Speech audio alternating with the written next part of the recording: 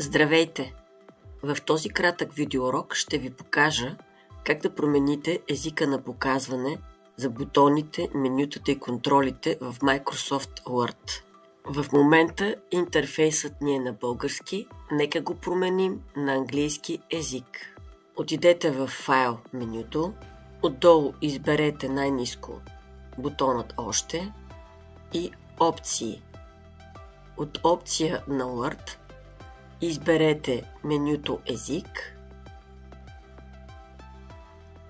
В момента виждате българският най-отгоре, трябва да изберете английски, който да съвпада с Microsoft Windows.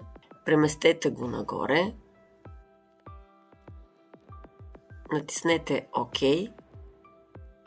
Излиза предупреждение с диалогов прозорец с промяна на предпочитанията на езика на Microsoft Office и ви препоръчва да рестартирате програмата, за да може езиковите промени да влязат в сила. Натиснете ОК. Затворете и рестартирайте програмата, за да видите промените. Вече интерфейсът е на английски език. Успех! До скоро!